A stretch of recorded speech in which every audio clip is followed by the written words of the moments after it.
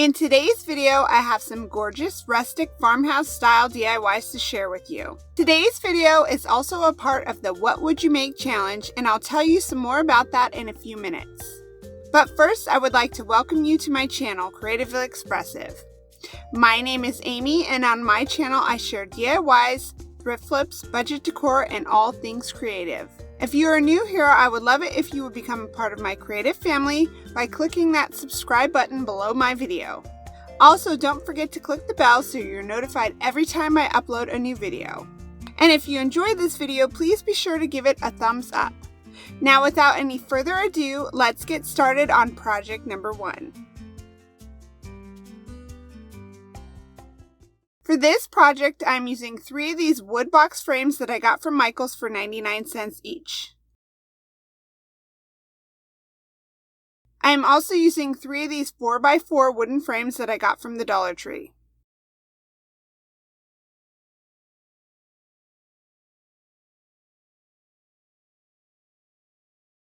I am removing the back and the glass from the frames, and we will not be using those for this project.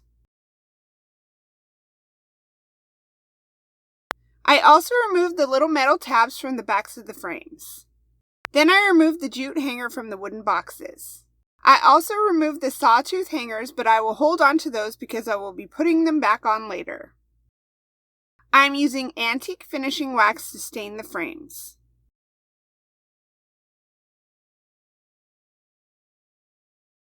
I use a paintbrush to apply the wax, and then I will use a baby wipe to wipe off the excess wax. And I will stain every side of these frames. Now I'm going to stain the wooden box frames the same way I did the picture frames, and I make sure to stain all sides of these as well.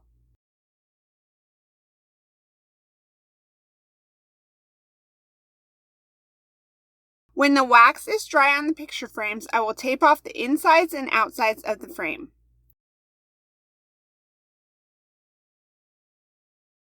Then I will paint the fronts of the frames with white chalk paint.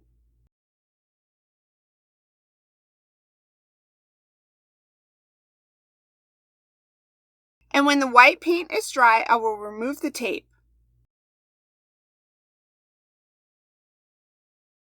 Now I'm taking a wet cloth and I'm going to use it to wet distress the frames.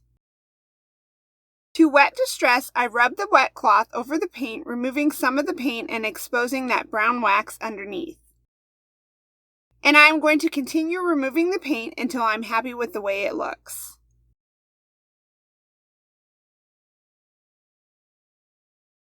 When the stain on the box frames is dry, I will put the sawtooth hangers back on them. I wanted to decorate the shadow box frames with decor, but I needed to find some mini items to put in them.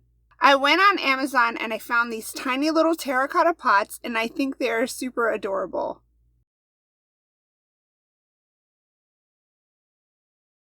I want to whitewash the pots, so to do this, I am mixing some white paint with some water.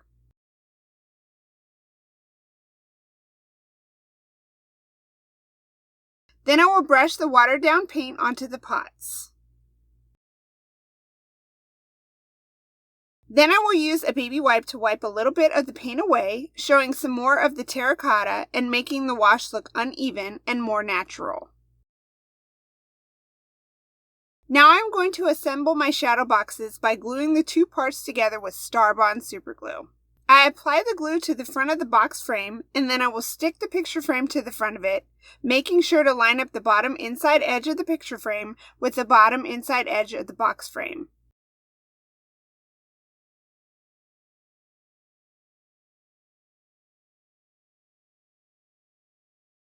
I'm going to add some floral foam to the insides of the little terracotta pots and then cover the foam with a little bit of moss.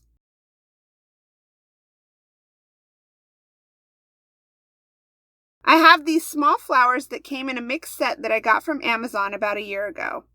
I am going to cut them apart and push a few of them into the foam in the pots.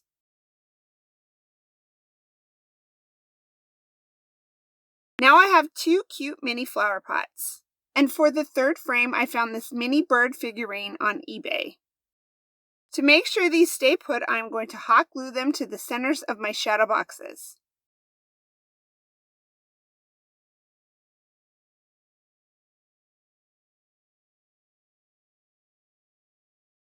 And now this project is complete. I just love these little shadow boxes. What do you guys think of them?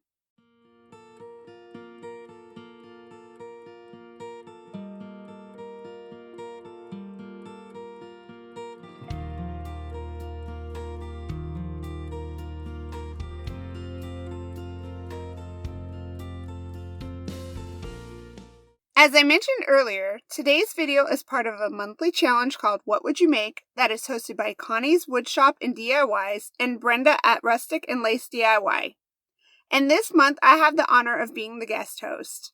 I will have links to Connie and Brenda's pages in the description box below, as well as a link to the entire playlist. Be sure to check it out and tell them that I sent you. Now let's get into project number 2. For this project, I'm using this unfinished wood sign that I found at Goodwill, and the tag on the back says that it is made by Art Minds.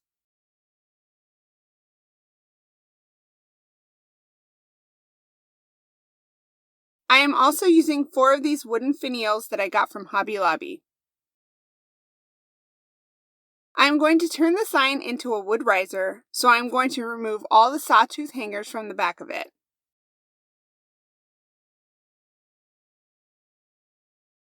I want to use those finials for legs, but they have this little piece sticking off of them that is meant to go into a hole, so I need to remove that. I use my miter shears to cut those off, and then I will sand that area until it is smooth and flat.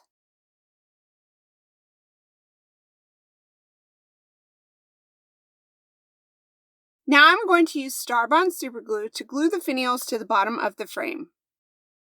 And I am using some accelerator spray that is also by STARBOND to help the glue set up faster.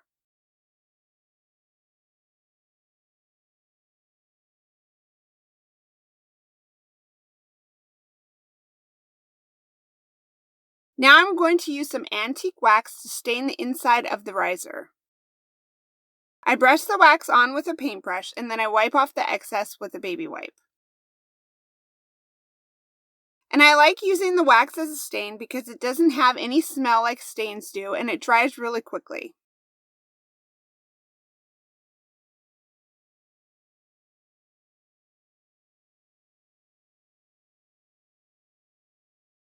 Now I'm going to tape off the inside of the frame of the riser. I taped off the inside of the frame so that I can paint the rest of the riser with white chalk paint. And I'm going to paint the top of the frame, the outside of the frame, the bottom of the riser, and the legs of the riser with the white chalk paint.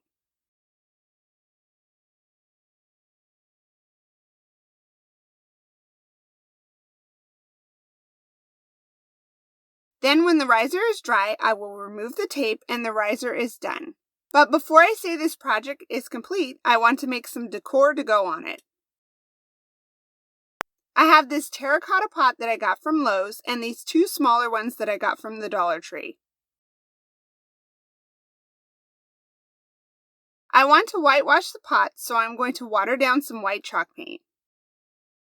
One thing I learned when whitewashing the pots is that you want to dab off some of the extra wash before brushing it over the pots. You don't want the wash to run when you brush it on because the runs will show like they did on my pot here.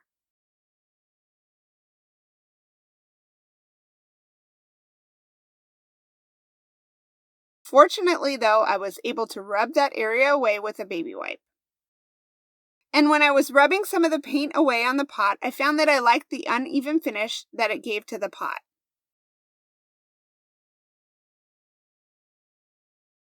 When I was painting the bigger pot, I found that the wash didn't dry as quickly as it did on the smaller pot.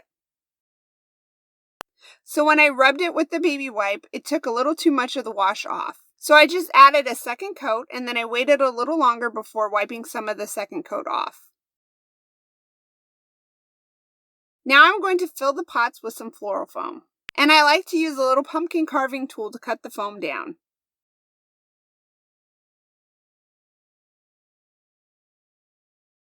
After adding the foam, I will cover it up with some moss.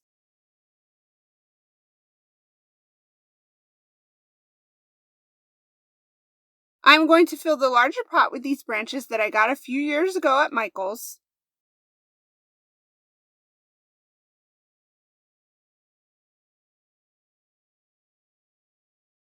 And I will fill the 2 smaller pots with some eucalyptus that I got from Walmart.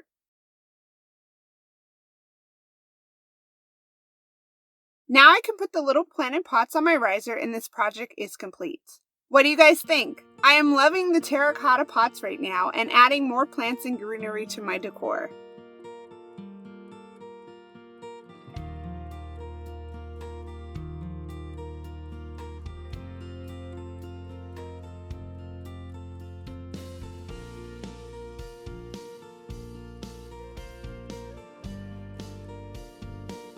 Now for project number 3.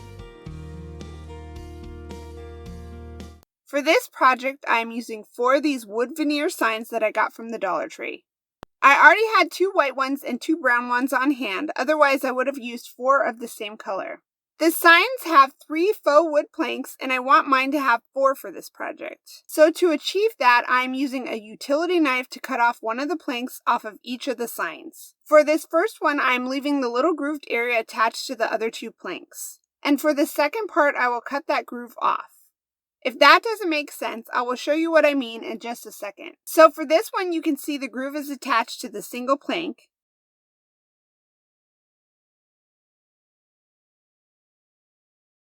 And for this one, the groove is attached to the set of 2 planks. That way, when I attach the 2 sets of 2 together, there will be a groove separating them and you won't really be able to tell that I attached 2 different signs together. But before I attach them together, I'm going to cut off 1 inch from the tops of the signs, cutting off the holes that were made for the jute hangers. Now to attach the 2 pieces of the sign together, I'm going to use some giant craft sticks that I got from Walmart. I am using some painter's tape to temporarily hold the 2 parts of my sign together. Then I am going to cut down 4 craft sticks to fit on the back of my signs. I trace around the sticks with a pencil for placement. Then I use a combination of wood glue and hot glue to glue the sticks to the backs of the signs.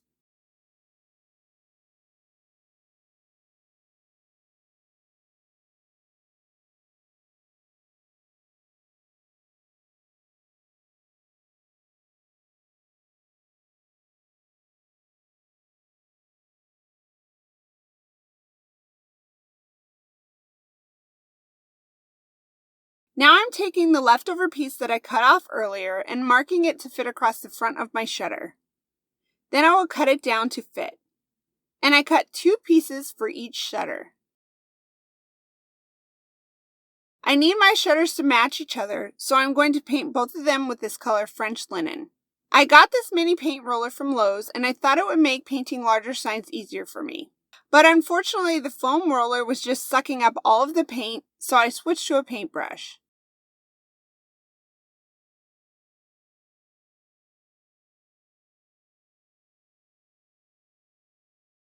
At this point, I decided that French linen color was just going to be too light, so I switched to the color Territorial Beige.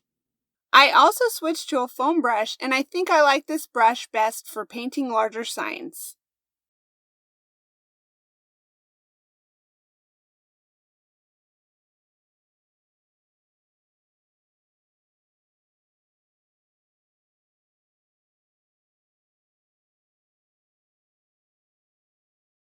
I saw a painting method somewhere, but I'm not sure where because I can't find it now. With this method, you apply the paint to a scrap piece of wood, and then you slide it over the surface you're painting. This applies the paint unevenly and makes it look distressed and like it's peeling off. This is a quick and easy way to make a surface appear distressed and aged. And after trying this, I realized that you need to apply the paint to the scrap piece thickly in order to get more paint on the surface you're painting. Unless, of course, you're trying to apply less paint to your surface.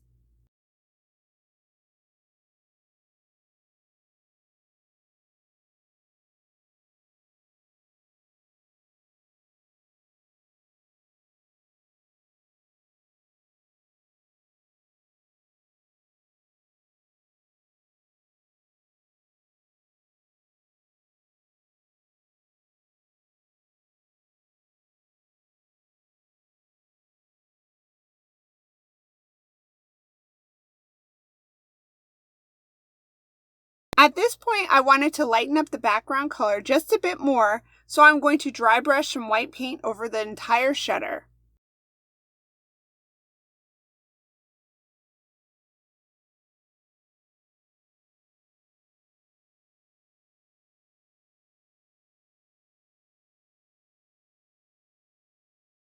Here you can see the difference between the part that I dry brushed and the part that I haven't yet. The dry brushing lightens up the background color just a bit.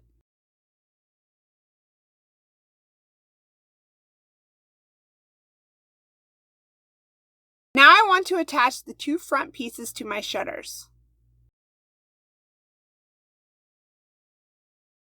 To make sure they are both evenly spaced from the top and the bottom of the shutter, I'm going to place a piece of masking tape 4 inches from the top. Then I will apply some STARBOND super glue to the back of the small plank and line it up with the edge of the tape and then stick it to the shutter. Then I will do the same thing with the bottom of the shutter.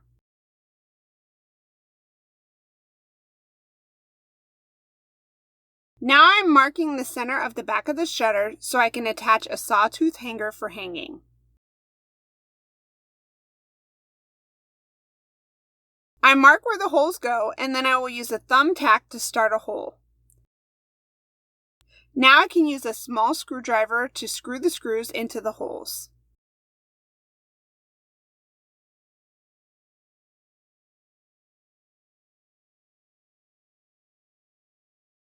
At this point, the shutters are done, but now I am going to add some decor.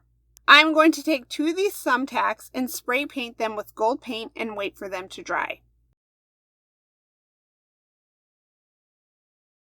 After Christmas, I found these wreaths that were marked Christmas at Hobby Lobby on clearance.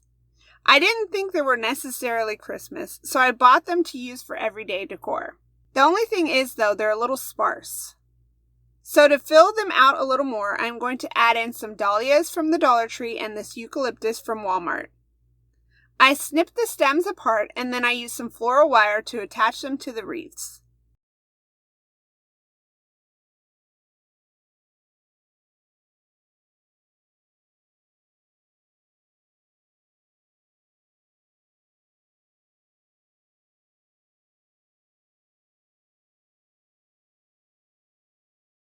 To attach the wreaths to the shutters, I am going to attach a hanger. For the hanger, I'm using this burlap ribbon from Dollar Tree. I am going to fold a piece of ribbon in half to make a loop, and then I fold the unfinished ends into the center.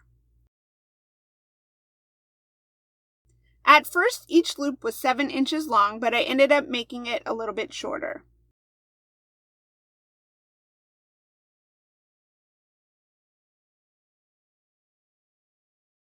I want to have the ability to switch the wreaths out, so I'm going to add some Velcro to the insides of the ribbon.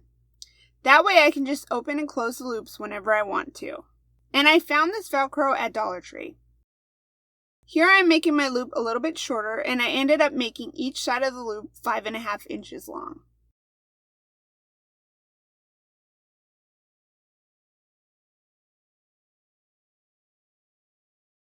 I'm using hot glue to glue the Velcro to the inside edge of the ribbon. Then I make a small pencil mark in the center of the shutter to help me with placement, and then I'm going to hot glue the loop to the shutter. Now I'm adding some hot glue to the other side of the Velcro, and then I will glue the loop closed. Do you remember those thumbtacks that I painted gold earlier? I'm going to use those to add a little embellishment to the loop. I'm going to use some wire cutters to cut the pin part off of the head of the tack. And now I will hot glue the head of the tack to the center of the loop.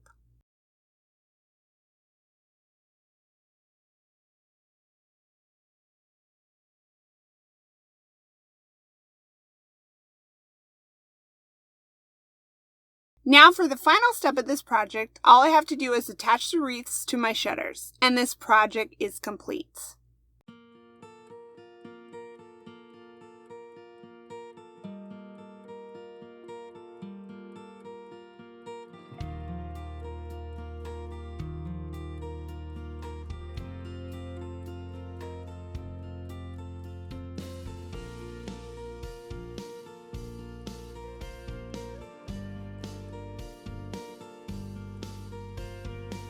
Alright guys, that's it for today's video. Please let me know what your favorite project was in the comments section below. I would like to thank you for watching and supporting my channel. If you enjoyed today's video and want to help me grow my channel, please subscribe if you haven't already, give me a thumbs up, leave me a quick comment, and share this video with anyone that you think might enjoy it. Also, please be sure to check out the full playlist for more great ideas. I hope you guys have a great day, and I'll see you guys next time. Bye!